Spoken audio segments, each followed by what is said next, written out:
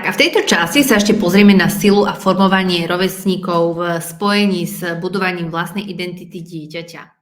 V období dospievania majú rovesníci výrazný vplyv na formovanie identity a sebavedomia detí. Tínežeri často hľadajú práve uznanie medzi svojimi rovesníkmi a sociálne siete tento vplyv ešte viac umocňujú. Neustále sledujú, ako žijú kamaráti a spolužiaci, porovnávajú sa s nimi, čo môže vytvárať tlak byť rovnako dobrý, alebo rovnako úspešný, alebo rovnako krásny.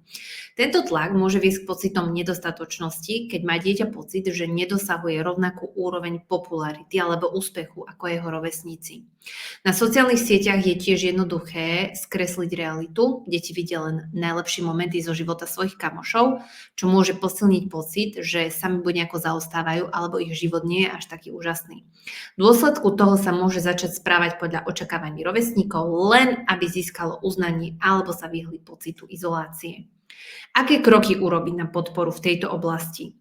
Podporujte sebahodnotenie založené na vnútorných kvalitách. Už sme o tom hovorili. Pomôžte deťom pochopiť, že ich hodnota nezávisí od toho, ako sú vnímané rovesníkmi alebo koľko lajkov získajú na sociálnych sieťach, ale sebaúcta by mala byť založená na ich vnútorných kvalitách, ako sú láskavosť, empatia a schopnosti, nie na vonkajších hodnoteniach. Napríklad myslím si, že je úžasné, ako sa dokážeš venovať napríklad športu, umeniu, ako vieš budovať priateľstvá v komunite, nezávisle na tom, čo si o tom myslia iní. Je to jedinečné a úžasné a práve preto si ťa vážim.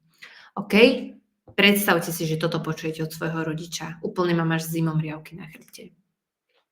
Diskutujte o realite sociálnych sietí aj v tejto oblasti. Deti musia pochopiť, že to, čo vidia na sociálnych sieťach, nie je celkový obraz. Rovesníci zverejňujú len svoje najlepšie momenty a často neukazujú problémy alebo ťažkosti, ktorým čelia, alebo naopak až úplnú frustráciu a depresiu. Pomôžte deťom rozlíšiť medzi realitou a skreslenou prezentáciou. Napríklad, všimla som si, že na Instagrame všetci zdieľajú len tie najlepšie časti svojho života. Všimla si to? Myslíš, že to znamená, že ich život je dokonalý? O čom to svedčí? Čo myslíš? Ďalší krok. Pomôžte deťom vytvoriť vlastnú identitu, vnímať svoju jedinečnosť. Diskutujte s nimi o vašich vzácnych hodnotách a životných cieľoch. Čo je pre vás, ako pre mamu, ako najdôležitejšie? Čo ste možno v ich veku riešili vy? Čo ste chceli dosiahnuť? Pomôžte im pochopiť, že hoci môžu mať iné názory alebo preferencie, ako ich rovesníci, je dôležité, aby zostali verní sami sebe a svojim cieľom. Podporte ich v rozhodnutiach, ktoré sú v súlade s vašimi hodnotami, nie s očakávaniami rovesníkov. Napríklad, je skvelé, že máš svoje názory a nenecháš sa ovplyvniť ostatnými len preto, že to robí niekto iný. Ako sa cítiš, keď ideš proti prúdu? Je to náročné? Viem ti v tom nejako pomôcť? OK? Ďalej, podporujte individuálne záujmy detí. Treba viesť deti k tomu, aby si vážili svoje záujmy, aj keď nie sú populárne medzi rovesníkmi, ako napríklad hra na hudobný nástroj.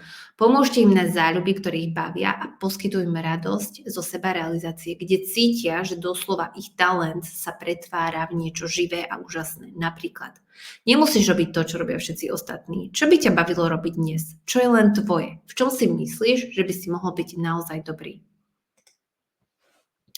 No a zároveň podpora vždy otvorenej komunikácie. Podporujte dieťa, aby s vami otvorene hovorilo o svojich pocitoch vo vzťahu k rovesníkom a sociálnym sieťam. Pomôžte im pochopiť, že je normálne cítiť sa pod tlakom, ale zároveň je dôležité byť sebou a vyberať si, čo je pre nich naozaj skutočne dôležité. Napríklad, čo si myslíš o tom, ak ťa ovplyvňujú tvoji kamoši alebo spolužiaci na sociálnych sieťach? Máš niekedy pocit, že musíš robiť niečo len preto, že to robia oni? Čo myslíš, čo by ti pomohlo, aby si sa takto necítil? Viem ti v tom pomôcť?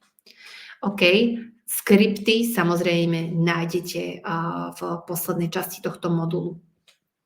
No a tu je taký príklad otvorenej diskusie, ako môžete začať. OK, sadnete si s dieťaťom a skúšate otvárať debatu. Máš niekedy pocit, že tvoji kamoši alebo spolužiaci na teba tlačia, aby si robila niektoré veci, ktoré nechceš? Ako sa cítiš, keď vidíš, že tvoji rovesníci zdieľajú niečo na sociálnych sieťach, čo ty nemôžeš alebo nechceš robiť? Aké vzory a hodnoty sú pre teba dôležité? Myslíš, že sa líšia od toho, čo zdieľajú tvoji kamoši online? Práve takýmto spôsobom môžete viesť deti k pochopeniu toho, ako ich rovesníci a sociálne siete ovplyvňujú a naučiť ich, aby zostali verní sami sebe aj v tomto digitálnom veku. Nezabudnite si pozrieť tieto komunikačné skripty v PDF akčnej úlohe a vidíme sa v ďalšom module.